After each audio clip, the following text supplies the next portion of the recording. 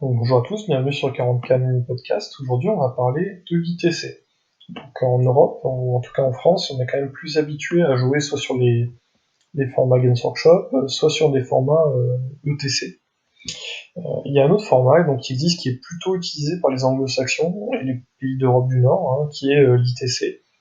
L'ITC, il a un format un peu particulier parce qu'il propose deux façons de scorer, donc les objectifs primaires et les objectifs secondaires. Les objectifs primaires, ça va être donc de tenir un objectif. Donc si à la fin de votre tour vous tenez un objectif, vous marquez un point. Ensuite, si vous tenez à la fin du round de bataille, enfin pardon, à la fin du tour donc, des deux joueurs, vous tenez plus d'objectifs que l'autre, vous allez marquer un point. Donc du coup, vous allez pouvoir, celui qui a le plus d'objectifs marque 2 points, et celui qui a le moins d'objectifs, tant qu'il a un objectif, marque un point. Ensuite, vous avez la même chose sur les objectifs qui consistent à tuer des unités. Donc si vous tuez une unité, vous marquez un point, qui est le kill, et ensuite il y a l'objectif kill mort, donc celui qui à la fin des tours des deux joueurs va tuer le plus d'unités, va marquer un point supplémentaire. Donc on a 4 points d'objectif primaire, et éventuellement la mission peut proposer un point bonus. Par exemple, ça va être de mettre un personnage sur 3 objectifs différents. Donc du coup, vous allez marquer éventuellement un point bonus. Donc ça permet donc d'avoir quelque chose d'assez équilibré au début, parce que les objectifs vont être à tuer des unités, bon, c'est l'essence du jeu, et tenir des objectifs. Donc ça c'est aussi l'essence du jeu. Ensuite il y a les objectifs secondaires qui vont donc là être influencés par l'armée que vous allez affronter. Donc ça permet de vous adapter tant que vous avez bien compris le jeu et que vous avez compris comment la partie va se dérouler. Vous allez choisir des objectifs qui peuvent être donc de tenir des objectifs ou de tuer des unités. Donc par exemple, tuer 2 unités dans un tour, ça va vous rapporter un point. De tenir des objectifs en fin de game, ça va vous rapporter donc un point par objectif que vous tenez.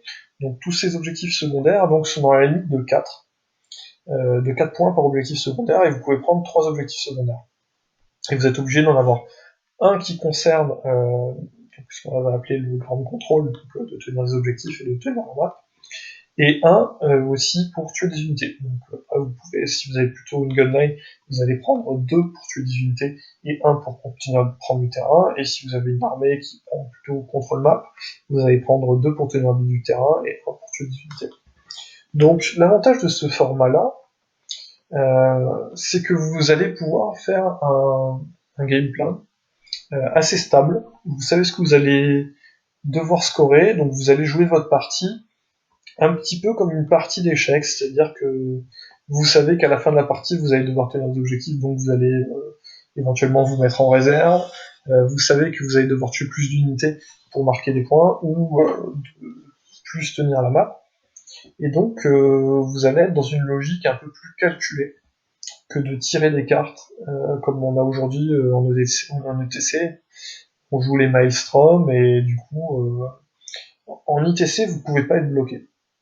C'est-à-dire que vous pouvez pas piocher la mauvaise carte, ou les mauvaises cartes qui font que vous n'allez pas pouvoir scorer.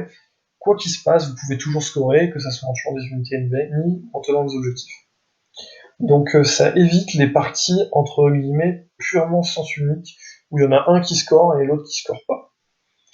Bon, bien entendu, c'est toujours le même problème, hein. Si vous êtes en train de pulvériser votre adversaire, il va avoir du mal à marquer des points, ça reste toujours le même. Mais la stratégie, alors, que certains disent plus tactique, c'est toujours difficile à évaluer. En tout cas, la stratégie est un peu différente, et vous allez devoir scorer, on va dire, un peu plus tout le long de la game. Donc moi j'aime bien. L'aléatoire est quand même...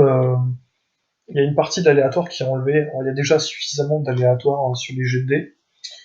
Je trouve, pour ajouter piocher des cartes. Ils ont aussi enlevé la prise d'init. Alors moi je trouve que c'est une excellente décision, parce que clairement la prise d'init ça pouvait changer toute la game. Si vous avez pas de bol, moi ça m'est déjà arrivé en tournoi, hein, l'adversaire choisit sa zone, donc moi je me dis ok c'est un match-up difficile, mais au moins c'est un match-up difficile, mais au moins j'allais jouer en premier, et donc il avait choisi le meilleur côté, mais je joue en premier. Hop, il lance un dé, il fait un 6, et paf, c'est lui qui joue en premier. Donc voilà, la partie est terminée, je savais que j'avais perdu. Donc ce genre de choses sont un peu plus limitées en ITC, parce que vous allez toujours avoir des moyens, en choisissant les bons objectifs secondaires, de marquer des points.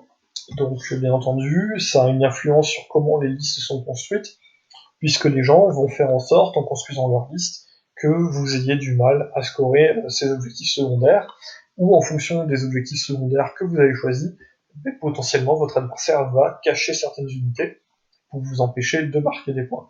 Bon, après ça c'est de bonne guerre, et ça reste de la stratégie, donc ça me gêne pas. Donc voilà, la stratégie un peu différente, un peu moins aléatoire. Le format est vraiment beaucoup joué en Amérique du Nord, hein, donc États-Unis, Canada, Angleterre aussi, et pas mal aussi dans les pays scandinaves, un petit peu en France, mais c'est clairement pas majoritaire. Ça a été remis un petit peu au goût du jour par quelques youtubeurs, notamment Commander TV, qui s'y intéressaient, donc pour le tournoi qui a été annulé au mois d'août. Mais je pense qu'il y aura peut-être un regain, parce qu'il y a pas mal de vidéos YouTube qui aujourd'hui présentent le format, montrent les avantages, et les avis sont peut-être un peu moins tranchés que ce qu'il y avait en fin d'année dernière, où tout le monde trouvait que le TC c'était mieux. Voilà, bon, pour ma part, j'avais déjà organisé un tournoi avec un règlement très inspiré de l'ITC, et qui s'est très bien passé, où les gens étaient contents des scénarios. Ils ne savaient pas forcément que ça venait de l'ITC, mais voilà, les objectifs primaires, en tout cas, avaient été utilisés, et avec une certaine satisfaction. C'est comme toujours, il y a un format, et les joueurs adaptent leur style de jeu et leur liste, et certains formats vont avantager certaines armées, d'autres formats vont en avantager d'autres, il n'y a pas forcément de la vérité et le meilleur format. Après, moi ce que je trouve de bien dans l'ITC, c'est que le format est quand même vraiment supporté par la communauté, il y a vraiment un retour des joueurs donc, dans différents pays, et qui donc permettent d'avoir un format qui évolue tous les ans, et qui, à mon sens, s'améliore. Voilà. Après, une autre particularité qu'on peut évoquer, c'est la présence du Forge World, qui peut bloquer certains joueurs, parce que c'est vrai que dans le cas, il y a beaucoup de factions avec beaucoup d'unités, et rajouter des unités qui, des fois, ont des profils un petit peu exotiques, ça devient compliqué. Maintenant, on voit que clairement, à part quelques unités Forge World, il y en a quand même assez peu dans les listes ITC, ça dépend des factions, bien sûr c'est toujours la même chose. Il y a des factions Forge World qui sont bien staffées en Forge, d'autres qui le sont pas vraiment, donc, ou qui ont des unités Forge pas très efficaces, hein, comme Leto par exemple, ou qui en ont pas, hein, donc les Drukhari. La seule unité qui pose problème aujourd'hui, c'est le Dread Léviathan, qui vraiment pose réellement problème. Après, le reste n'est pas, à mon sens, problématique.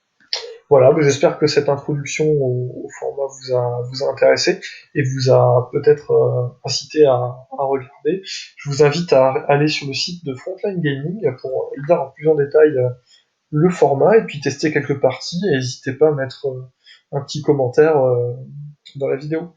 Voilà, bonne journée.